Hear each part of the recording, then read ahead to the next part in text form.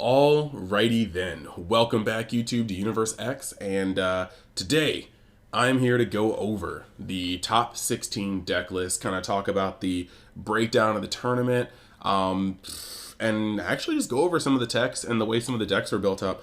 But, you know, it always means a little bit more when somebody is actually commentating for, you know, just from the perspective of actually being at the tournament. So, have a guest on here today, or he will be in a moment, that I haven't had on the channel for a long time. So welcome back, Amani. He was definitely at the event, rolling strong with Max Rarity Gaming, and it's gonna be a pretty good video. So as per usual, got to get the early plugs in for this. If you haven't joined the Facebook group yet, always do so. Like, I mean, it's the largest forum of information we have, for better or worse, like when there's like memes, tomfoolery, but there's also a lot of spoilers on there. Bandai has given spoilers specifically to the group.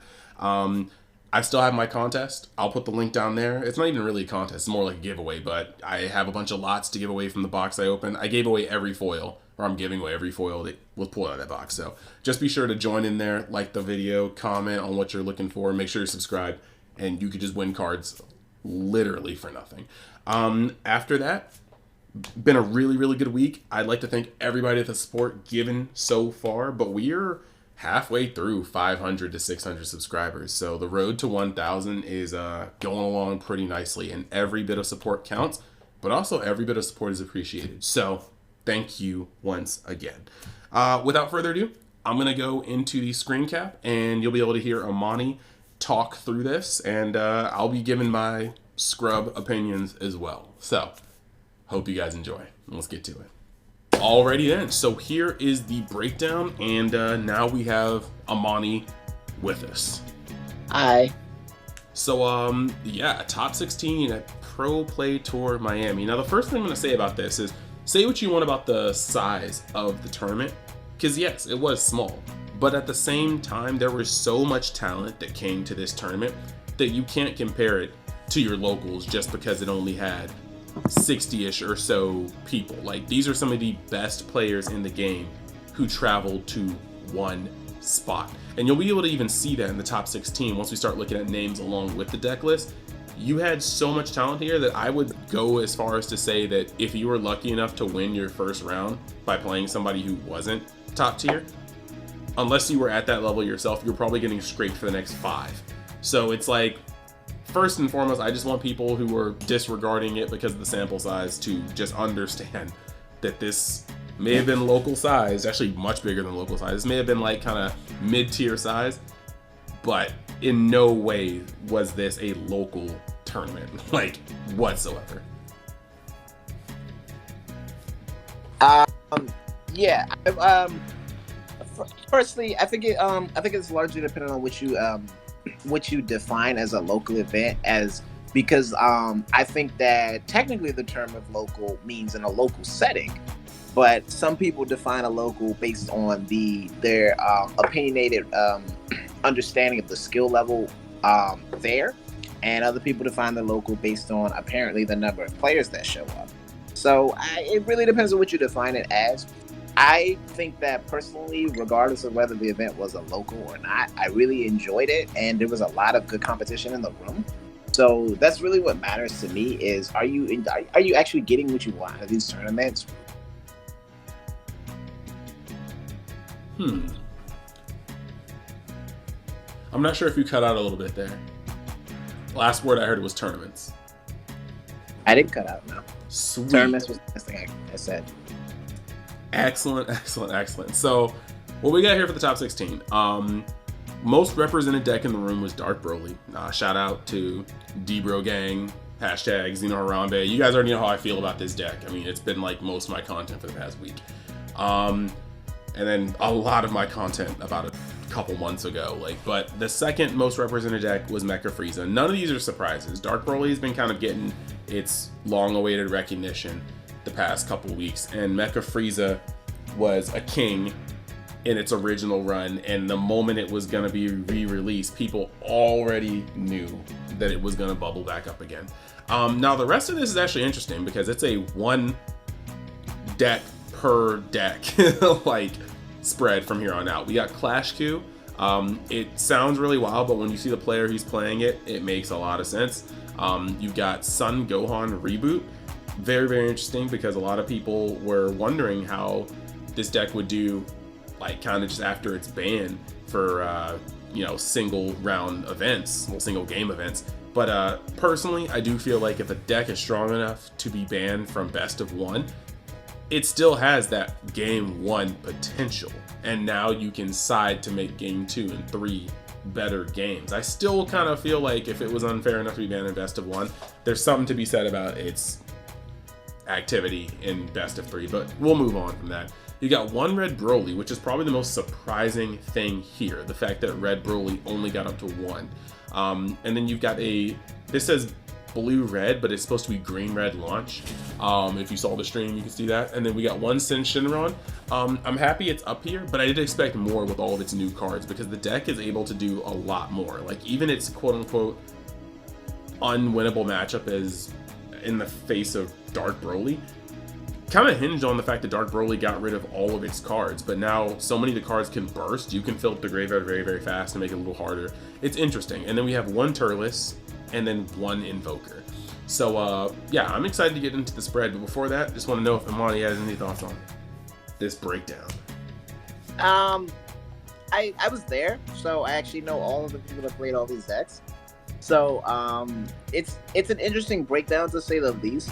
It is a very wide open selection of decks, obviously with over half of the top 16 composing of Dark Broly and Mecha, but with the remaining 7 of 16, which is a little less than 50%, but it's still a pretty notable number. Roughly about 42% of the breakdown, 42, 44, something like that. Being all different decks makes it for a very interesting time to see a top 16. We haven't had a top 16 that was this varied in quite some time, so this is pretty cool to see. A lot of these deck choices are interesting. Some of them are more expected than others, but quite a few of them are off the wall. And I think that that's a great pick, because it really shows, firstly, the talent of the players behind these decks. And obviously, when you get into their deck list, you get to see their meta choices, and you get to see their ideas. And remember, guys, that all of our breakdown is mostly opinionated. Only a few of these things that I may say actually came out of the mouth of some of these players that I was just fortunate enough to be around or be with. But most of what we're going to talk about is going to be opinionated. So don't take it too personally. And if it may be a different concept from which you are used to, or what the person may have originally went for, that is all possible. It's all about perspective. That's actually really, really well said. I mean, I think it is good to know that, yes, everything is opinion based, because sometimes people can get a little prideful, a little stuck in their ways, or just a little defensive. But yeah, it's just observation. That's the best part about community content. You know, everybody has their different opinions, and together you get like a more comprehensive map of how things are. So we're gonna jump right into the deck list. The first one we have here is by Marquise McKinney. It is Mecha Frieza. And for the most part, I'm gonna let Amani run through these. I have some opinions, but I didn't bring him on the channel to hear me talk. So what do you think about this? I like hearing you talk. It's not a problem. But okay, so with Marquise being the first list, so to start, Marquise was the one that actually knocked me out on the bubble. He gave me my second loss, so I didn't top because of him. Shout out to you, Marquise, because you beat me. But he's playing Marquise has a habit of playing some pretty off-kilter deck lists, some unique deck lists, and I always respect him for this, because I myself use a lot of unique deck list choices, even for just standard leaders like Mecha. There are so many lines of play that you can encounter, and so many different choices that you can make that will largely affect your style of gameplay. So I think playstyle is always super important, and Marquise really does embody that concept, with the differences in his deck list. Whether they're better or worse generally comes to how they function when he gets behind it, and he topped, so they can't be all bad choices. Take, for example, Marquise was one of the few people that I know of to have mained Unison of Fury, which was actually what locked me out of being able to beat him, as I was a Dark Broly player. And that was a very interesting one because that denies him a lot of card advantage that the other two Unisons of choice for Mecha would give to you, but that gives him a significantly better matchup against most other decks. There aren't too many decks in format right now that are attacking consistently with battle cards that's energy costs match up to your energy. So it really is an impactful card in the metagame, but because, as you saw in the breakdown, the majority of the room was made of Dark Broly. So this was an excellent counter pick. He also has a Supreme Kai in his main deck, which is a very good pick against his mirror matches and against a lot of the other rogue matches. There are a lot of considered rogue matches in this format, so I think that those are really good options there. He does have the one Black Mass Sand in the main deck, which of course you know is searchable on turn 1 and playable at the same time because of Planet Vegeta, which makes it a very interesting include into this deck. Outside of that, a few things are standard here. He's playing the Great Ape, the one that came out of the anniversary box that summons itself when you combo with it as an extra blocker. That's kind of cool. For Tyrannical Blow is interesting. There was a humongous number of Dark Brolys in the room, so this card would be largely dead in those matchups, but I suppose having Unison of Fury in the main deck kind of offsets the fact that you are going to see some dead cards in that matchup versus some Tyrannical Blow being a pretty amazing card in Red Broly and Mecha matchups. Overall, it's a pretty solid list, and congratulations to him for topping. I don't like Zamasu Super Combo in the main deck, but I can't deny the power of it. It is one of the better super combos in creation. So shout out to him. A very nice list. And he's a really cool guy to me. So I had fun playing against him, and I'm glad that he was able to top. At the risk of my channel getting blasted by the Xeno black market, I just want to know how this deck list did not get instantaneously flagged for not having any of the names remotely written down the way they told us to write them down. Like, you got, so, and the inconsistency is wild here too. Like, you got Supreme Kai Space Time, okay, I can kind of get that. You got Vegeta Prideful Transformation, I can get that. But then you just got Poutine, Bergamo, like Basil. Like, these cards don't have multiple cards with the same name. This doesn't even say Matt Sam. Look at the secret identity. like, it's cool. He put numbers, so you know, even if he got called out on it, he at least put the numbers. I don't write the numbers on my deck. So I get scared. I get scared of getting the deck check and then just getting like the straight boot. Yeah, pass. I don't write numbers. All right, fair. All right, we're moving up the chain. Oh God. All right. So we've got actually the launch list. This is actually really unique. We're gonna take our magnifying glass function and kind of pump this up because otherwise, yeah, I'm not doing this. This is Craig Mayer. I can't even. Shipoopy? I love this guy. Really, I do. All right, so here's his list, dog. So it's a red green. It is the red green launch. For most people who don't know, the red green launch has a very aggressive concept to it. It's a really interesting deck choice. He really kind of embodied the concept of the aggro. He has a lot of additional attacks. He has a lot of free summons. But I think the most potent and noticeable effect of the deck comes behind the Eradicator Piccolo Jr., which you do see is playing 4 of, and the Acrobatic Gogeta. So the obvious combo, of course, is when you bring your opponent down to 4, which most of the time they may even do themselves. Launch draws a lot of cards. It goes through a lot of cards.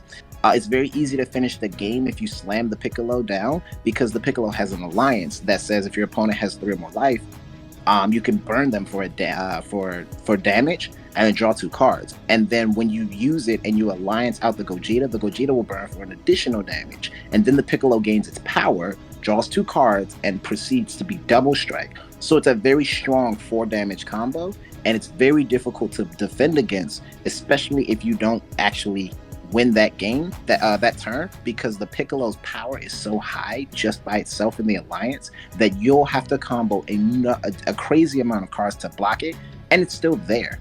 So it's just a 2 energy commitment. It can very easily get out of control. It can be done multiple times as long as your life stays above that total. It's really kind of crazy. So it's a cool deck to see. Great choice, very different, and this is one of the ones that I didn't get to play test against as much, so it even caught me off guard when I got to see it. But it was really cool to watch. Yeah, I mean, if you guys haven't seen it on the stream, I believe the only place to see it right now is by subscribing to PPG's Twitch. So if you have an Amazon Prime sub just lying around, I'd throw that out there because then you have the access to their previous broadcasts. And this deck was a treat to see on camera. Like you got to see it go through a bajillion cards. You even got to see it scrape out a win at a point where even the commentators and all the comments thought it was about to be out of the game, and it just completely burst its way out of a hole and just blew some dude apart. So it was actually really, really cool to see. I'm gonna go up to the next deck now, but I definitely at least get on tap, or if you have the cards, try playing it. It's fun, and I feel like you definitely have to get some plays in to before you understand how the deck really, really works. But it was definitely a treat to watch. The next deck we have on the list, Daehan with his mecha deck. Oh, that's his nickname. What's his nickname though? What? The Ace of Shim? Daehan. I see Daehan up here, but what is this Ace of Shim? Daehan. All right, cool. It's Daehan. We're gonna. This is a teched out Mecha Frieza list, and some people may say the techs are weird, but you got to understand, like with how far he got, the techs are clearly why he scraped the room up until he was kicked out of the tournament. So like, and by kicked out I mean like lost, not like actually kicked out. I'm on drama mongers talking mad crap, but for real, like it's a teched out list, and I'm happy to dive into this one, which is why I'm gonna let Amani do it. Well, first of all, thank you, Daehan, for typing your list. I appreciate that because it's much easier to read.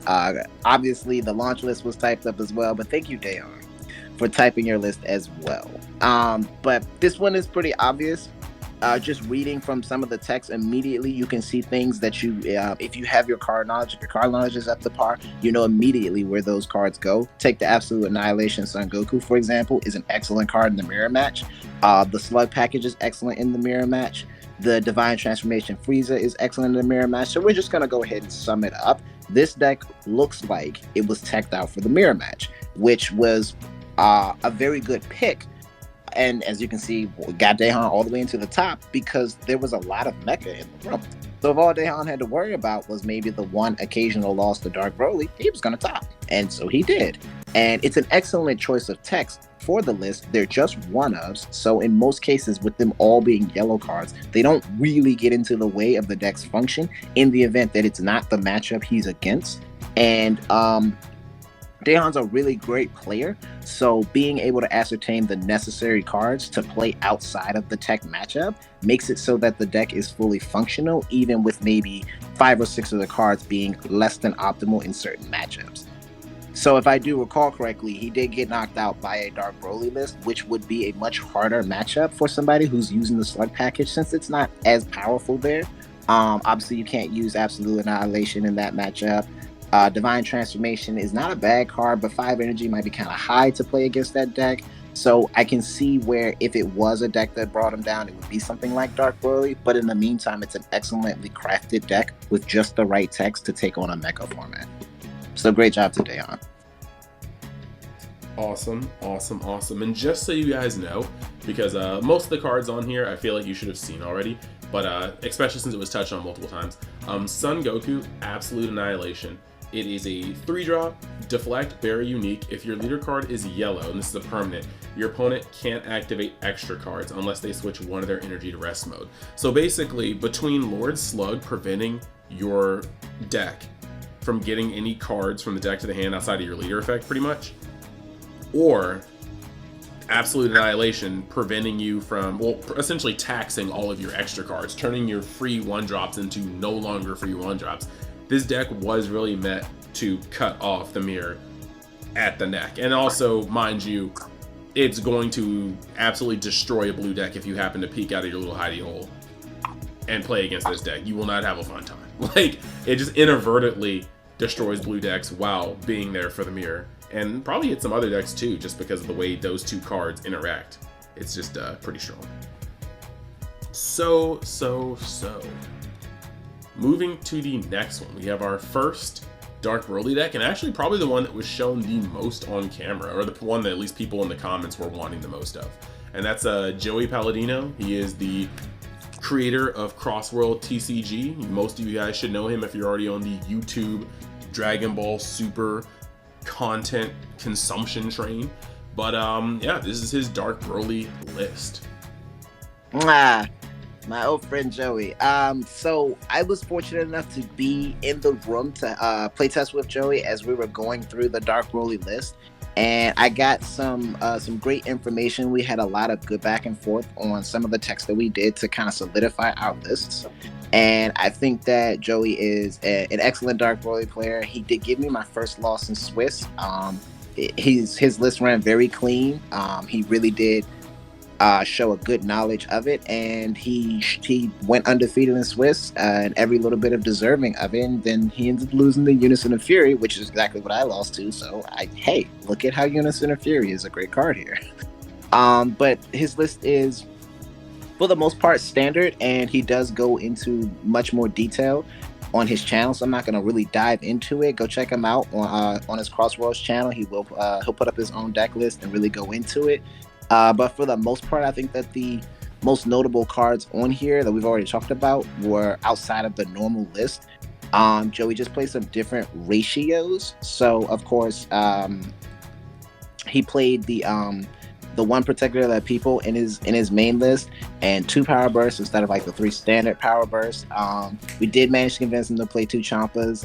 He was quite happy about that. He kept his 1 Deluge in, and he went to his side deck. He put his Supreme Kai into the side deck instead of main. He kind of agreed on that. He put the Piccolos into the side deck, his Piccolo Unisons, for his yellow matchup. So those were just the interesting choices we kind of came to decide on in the last minute of designing the deck. And then there were some of his choices that he was just adamant on that he stuck to that I think worked well for him, like the SS3 Tag Team Trunks in his side deck that he sided in as an attacker that could go under Violent Raise.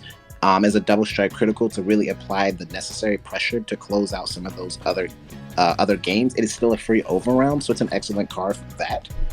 And outside of that, it's all pretty standard. So it really just came down to how well he piloted it, and he piloted it excellently. It's a 52 card deck, by the way. Yeah, it was actually really cool to see him play online. I mean, if you guys are already subscribed, you guys already know the train. I was going on the way I like to at least play the deck list. So I was beyond over the moon when he got on camera, because I already knew like the spice was there. And when he dropped Heartfelt, I was like, I was hyped. You guys already know the deal. Big Dark Broly fan. Always good to see it represented. And yeah, I mean, there's not really much more I can say. I really wish he went a little further in the tournament, but sometimes you get locked out of the game by like one of the 5 floodgates that people can play against this deck in any color. So yeah, moving up, we have another Dark Broly deck. I'm not really sure if there's like, wait, what? Well, this one is different. Okay, I'll stop talking. Amani, this is Arnado's Dark Broly list. It's different from ours, but it's still a pretty standard list. Like, the ratios are in place for the most part. What it is, this deck's not very difficult to play once you know the basics. It doesn't change too much from list to list. It's mostly just how many of the cards you want to play based on your just personal comfort. And one thing in note here is he played 3 of Dark Aura Deluge, and he main decked 3 Black Mass Sands, which was very different from how we went, but by no means does that make the deck worse that he made different card choices. He still made it to top cut, and I think that he played well enough. So I didn't have the exact same list as him, but his list worked fine. So there it is. Yeah, with the way I see this list, I definitely feel like he expected to see more Red Broly than he did like Mecha, or like maybe even the Mirror in that case. Well, surprisingly, if you land a Black Mass Sand going first against Mecha, it can get in the way of Mecha's free plays, especially because you're going to tap out to play the Black Mass Sand on turn 1, so it becomes very juicy to resolve Unite Assemble against them. But if you don't answer Black Mass Sand the moment he plays it, there's not an optimal answer in Mecha for it. So you have to decide if you want to go break even for your United symbol, because you're going to take a life, play the card, then you're going to draw 2, play a body, and then drop 2 cards. So it's not necessarily a bad card against Mecha. Is it the absolute best card to see against Mecha? Probably not. It's probably better to charge and pass. But if you have it, why not play it? I think it'll be a great start there. It does also work pretty well against Red Broly, forcing them to have the Piccolo Jr. to remove it or to not use Vampa. But I actually ran into a lot of Red Brolys that were not using Vampa on their turn 1. So surprisingly, the Black Mass Sand was only powerful there for the TP Broly into the 3-drop. And it didn't seem as out of the world, out of norm, unusual for them to start off by using the Unison. That's fair. That is definitely fair. See, right there, insight from the tournament that you wouldn't have unless you went to the tournament. And this is exactly why Amani's on the channel right now. This is lit. I like it. Next list we have is I can't even barely read this, but this is Butter's list, so it's the Clash Queue. That is Butter's list, yeah. I could not read that leader. Look, that's a Sun Goku. Like, look at this right here. Sun Goku. Butters. Legend hieroglyphic. Serious? But again, knowing it's Devin, I knew which deck it was. So good luck reading this. It's cool. We're not here for handwriting. We're here to slap cardboard. And Devin did come in with, I think, one of the most unique decks in the room, and probably the most teched out deck in the top cut. Now, for those who don't know, Devin is a well-known, very competitive green player. He's always been pretty high on the tier list in terms of piloting green decks, and he's very well known for playing off-meta green decks. So this is right up his alley, and as usual, he pilots excellently because one of these type of decks is necessary. Makes great off-meta choices. For example, I had the pleasure of playing against him in the Team Wars, and it was obviously just a best of 1. And it did kind of come down to the wire, but he definitely had the necessary tools to deal with me as a Dark Broly player. He main decked the Big Amor, which is the 2-drop extra card that prevents 5 drops and higher from attacking until the start of next turn. Alongside his Dormants at 4, and he main decked Blue Impulse, he main decked Artificial Impacts. So he main decked the Toolbox green cards that were answered, and then used his combination of his Clash Goku leader skill and his Master Roshi's and even his Super 17 as the backup plan in order to recycle the extra cards as he milled them away. Use cards like his Meta Cooler Unison to continue to keep card advantage while just going through his extra cards, going through his deck. Standard good green cards, and just a knowledge of the format, like to pull out the tool from the box when he needed it to answer whichever deck he was playing against. So this is just a prime example of good meta knowledge, excellent play style, and good execution to get him into the top cut in a room full of essentially meta decks. And I mean, if you've played TCGs for a while, that is what has always been required to pilot a rogue deck into a top cut. Like, extremely polished knowledge of the format, extremely polished knowledge of your card pool, and then, you know, the execution to back it all up. Like, half these cards are sets old, but at the same time, like Amani was saying, he was well equipped, he knew what he was playing, and his understanding was crucial. I can't remember if he was on stream. I don't believe so, but I know I might have missed a couple of games, so I can't just openly be like, yo, go watch this dude. But the deck is definitely unique, and I'm sure it'd be more fun to watch than some of the matches that you've been used to recently. Going up again, we've got the first MRG list of Dark Broly that we've had on here. It's Daylon's. So yeah, you can take it away. Yeah, so this is Daylon's list, and as we said again, Joey already did the deck profile, and every one of us that helped with the list kind of goes over each of our individual choices.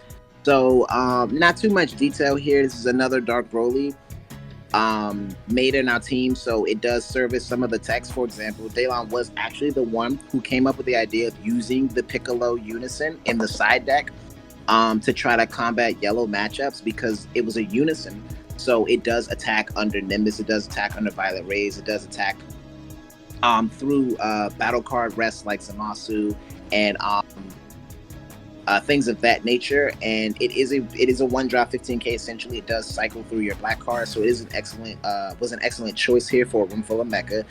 He still mained his secret rare. He got the he got the memo a little bit late, but it's cool because he was still able to pilot to the top cut. He's still an excellent player, and mostly even like with his two 7-star balls in his main deck, he had excellent execution, and that's really what kind of carried him.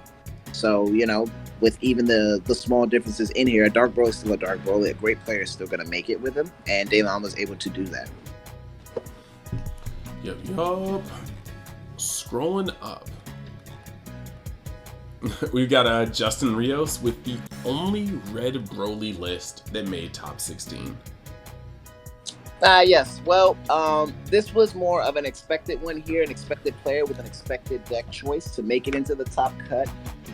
Justin was one of the only red Broly's to make it in. It wasn't as many in the room as we saw, especially with Andrew Duvall having to leave early because he just wasn't feeling great that day.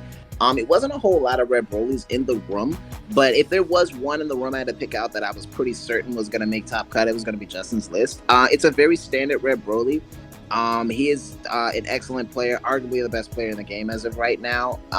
Red Broly doesn't change too much, you know, but one thing that I do want to point out is knowing the format and just being in a room with over half of the players in there maining Dark Broly as their choice. He did increase his Violet Rays count to its max, so he is playing his 4 Violet Rays in the main deck.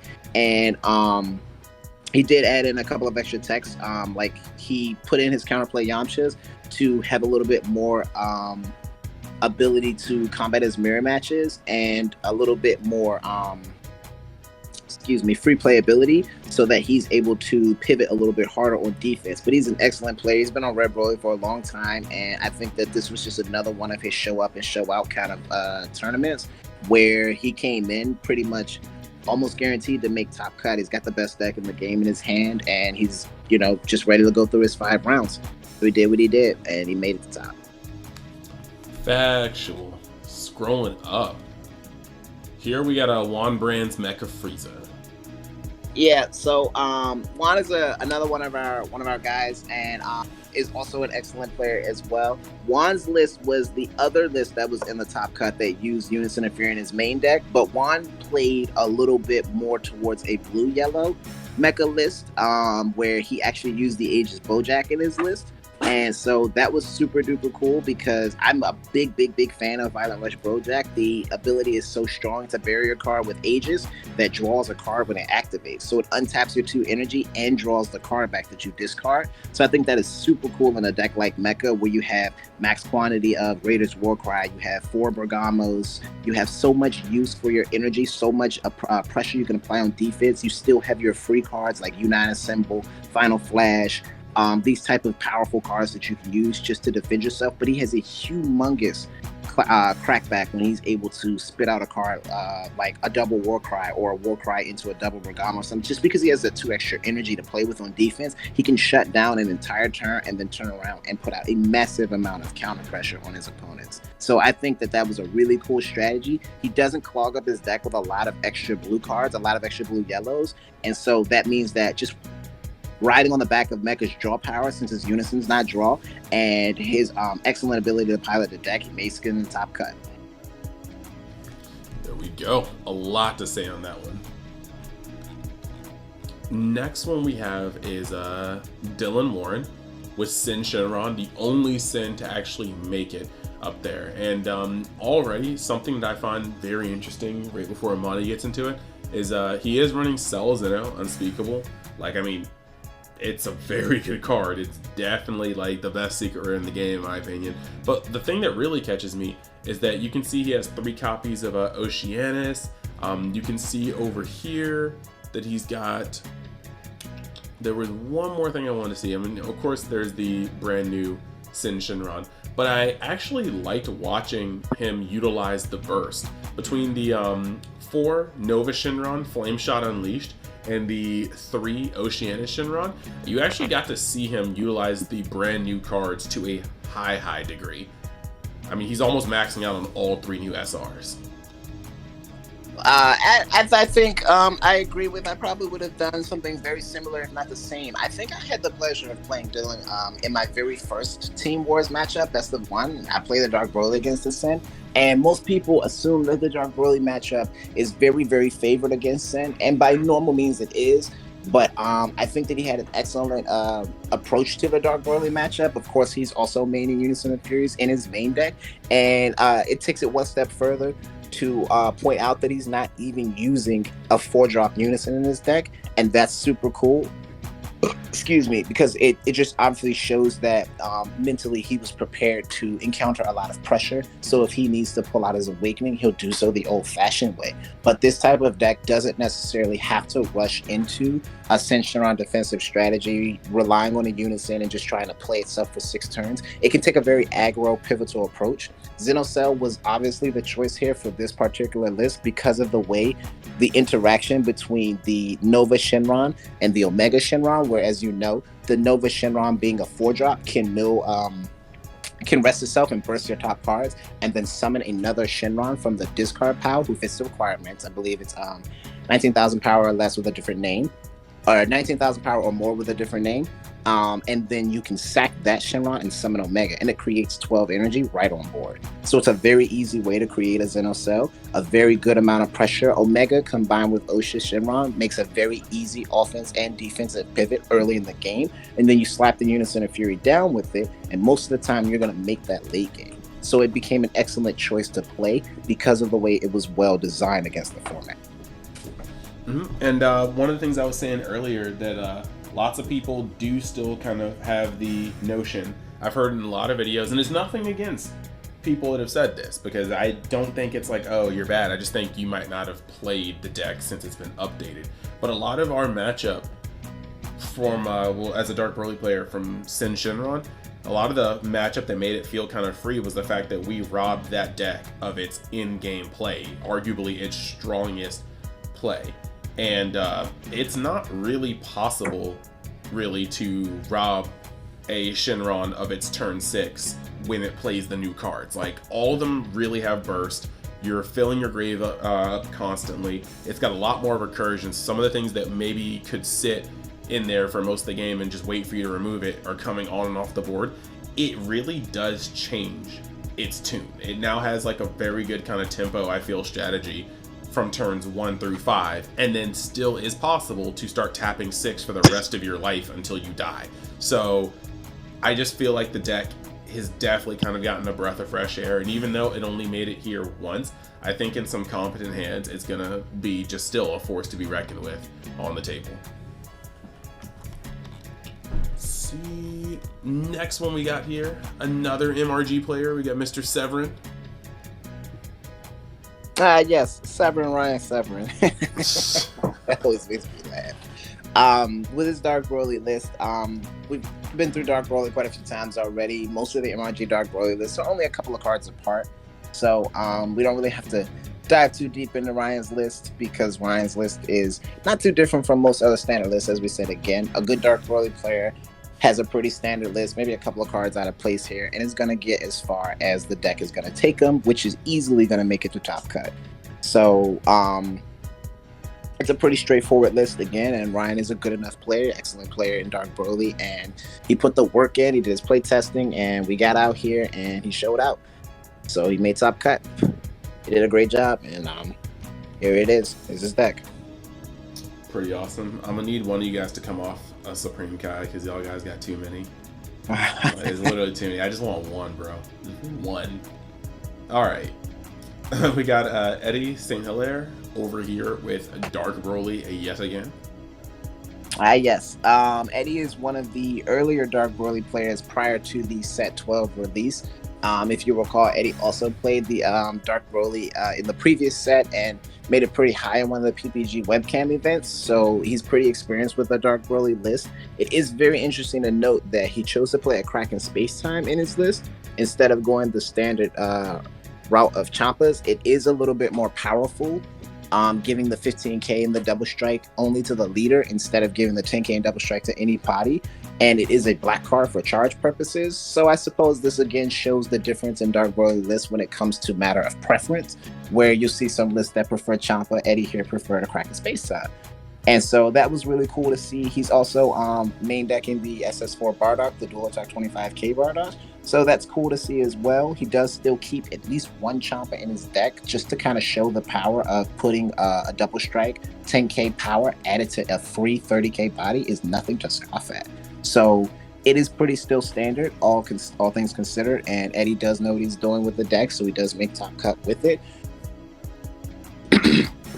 Excuse me. So he does make top cut with it. So great job to him. True. I'm trying to remember because I was a little bit preoccupied when the match was going, but I felt like one of his last matches on camera, like drawing a Kraken Space Time, was just like not as good as drawing a Champa. There was like a one weird situation, I think, where because the chat like blew up over it. Like I think it's really hard to say. It's a few very, very, very select situations where drawing a Kraken Space Time on defense wouldn't be stronger, since obviously a Kraken Space Time goes to the leader. So if you're attacking the leader and I combo a Chomper to defend myself, it's 10k. If I activate a Kraken Space Time, it's 15k. True. But in the example where maybe if you're under Fu the Dark Banisher, our card, you can combo Champa for 10. You can't activate a Kraken Space Time unless you banish another card. If a battle card is being attacked, you can't Space Time on it, you can combo Champa on it. So the situation varies, but most of the time, if you're attacking my leader for game, there aren't too many situations where drawing a Kraken Space Time will lock me out, where drawing Champa would have allowed me to win. Just my thought, of course. I didn't see the game, so it's just a perspective. Bro, I can barely remember it either, so I mean, it's good. Good perspective. All right, now, MRG. If you can't tell, there is a specific team that put more players in this top cut than any other group. But yeah, we got another MRG player, Eden. This is Eden. Yeah, my teammates are broken, guy. So it's no surprise to see as many MRG players in here. We all shared a room together, and we all did our work, and they're all excellent players. So here's Eden's list. It's very similar to Jordan's list as pretty much a go-to standard mecha list.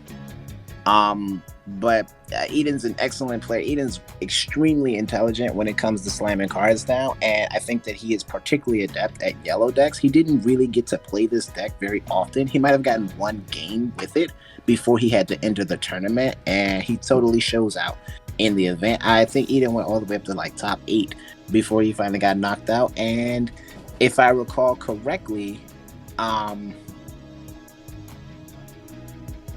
don't recall correctly, so just ignore what I was saying. Was there anything else to add to that deck list? No, it was pretty straightforward, pretty standard list, and just an excellent player behind it. Alrighty then. So moving up, Reggie, steal your girl. All right, whatever. Jason Scott. Rolling around with his reboot Gohan. Oh my god. Okay, I'm sorry. Okay, I played Jason in the last round of our Team Wars where he dominates me with Red Broly.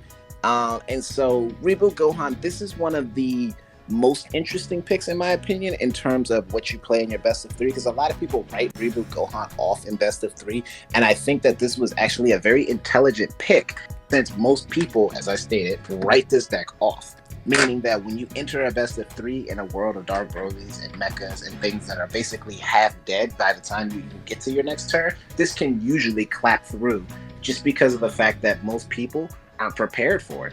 Like even in my own list, I only main decked 3 power bursts. So without power burst and maybe like the occasional brainwash in my hand, I'm pretty vulnerable to this deck. And in a room full of Dark Brothers and mech, you can be very vulnerable to this deck if you're caught unprepared. And Jason plays fast and he plays well, and so if you're caught slipping, he'll take advantage of it. He took advantage all the way up into the top cut. So excellent choice and a great player, playing that same old Reboot Gohan and showing everybody that even in best of 3, if you take it lightly, it will clap you. Also factual. Like I said before, it being banned in best of 1 it going to best of 3, it still has the same potential to piece you up just as easy in game 1. And then you still have to do game 2 and 3. So, like, I don't know. I kind of don't understand the point of banning something just in best of 1, but it is what it is. Clearly, you've seen that it still has its power. Next deck is actually Legends, the Michael Carrick with his Invoker deck. So this is the deck that actually wins the event here. Is Michael Carrick and his Invoker deck. I didn't get to see it play a lot. I know Invoker as it's been around for a very long time. He has a very thick extra card list, so this does look like a pretty standard Invoker. We do see the Rival Seeker here. We obviously see the Apex of Power here. We do see the Beerus Cooler. We see the Super Combo Beerus to make sure that you're able to get your energy back up, because that's the trick. We definitely see the Invoker Vegeta. Even at a 3 of, it's definitely there when it needs, and then there isn't really a whole lot of need for extra battle cards. You got to get your Tournament Power Arena in, so we see max copies of that, and then you just do the Invoker thing. You set your top cards up, you pull out your cards as you need to, your dual color cards, and you use your Invoker to play them to your situation, till you get to that point where you're just going to cat blow, that will be Catastrophic Blow, your opponent to death, or Apex them. Now, this does take a little bit more work to know how to play a deck like Invoker, where you pretty much have to identify your game-ending strategy by the start of the turn, and then you play rotation through your cards. You have to have a good knowledge of the deck. You have to have some excellent resource management to play a deck like this. It's very easy to make a mistake, and it is pretty unforgivable. So you do have to give credit to the player for being able to pilot his way all the way up to the win with a deck this difficult to use in a format this where easy decks are the broken decks are easy. So kudos to him. Congratulations on winning the event. Yes, congratulations, Mr. Carrick. I will say it was pretty crazy to see that Beerus Ball actually like completely broke the back out of one of his matchups. Like, it came out of nowhere. It looked super skillful when it happened too. That's all I wanted to say. Like, seeing Beerus Ball come down was actually pretty wild. The release ball, so that's really, really cool. Yeah, it was cool. He had a couple tech choices that really shined on camera, and I think that's always cool when your techs shine. It makes you feel really good about your choices. Next one we got here, it's the last one actually on the list. It's Marcel Russell's Turles deck that took him to second place. Yes, Marcel, and everybody who knows that Marcel is an excellent player. I mean, one of the most brilliant players I've seen in a very long time, and pretty well known for playing the best that he can with decks that most people don't know how to play against or don't even see coming. So you got to give him his double props for really choosing an off-brand deck here. And this particular deck, I don't think is great. I actually think that Turles is pretty awful. And I told Marcel that. But Marcel, being such an innovative and calculated and really, really intelligent player, pilots this deck all the way up to second place, going through an extremely talented group of people to win with it. And largely it's a lot of cards. It's a lot of reading. I mean, these cards have paragraphs of text on them to effectively do what we've already seen decks capable of doing before. It doesn't do anything particularly special, but there is one thing I do want to make a point to.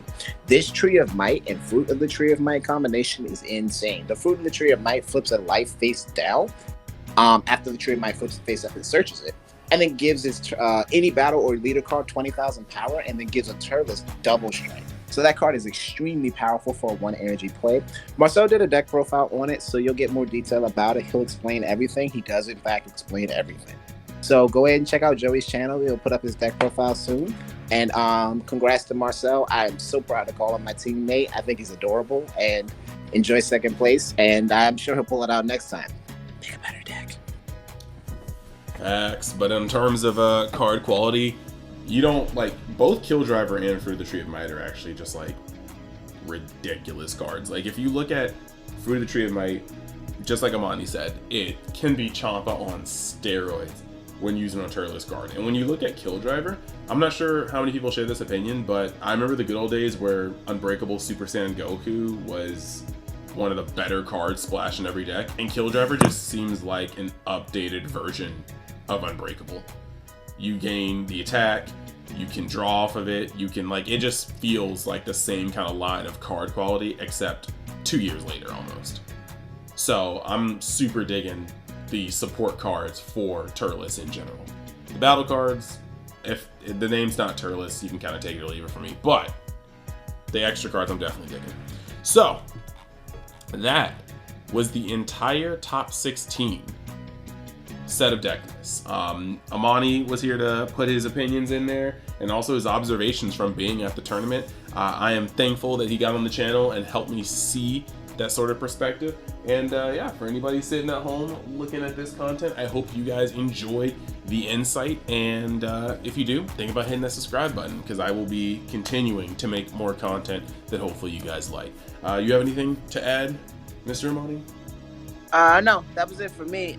Thanks for having me on, and as always, being able to share my opinion. Remember, it is mostly opinions, so anybody who has a different perspective, of course, you will be able to see things differently, and I think that that's what makes the community grow. If you have an opinion, even if it's not in agreement, share it. You can't hurt yourself by gaining and giving information. Like, it's truly just the best way to learn and adapt to this game. You see 16 excellent players here with very, very different decks. You see adaptation, you see information, you see growth.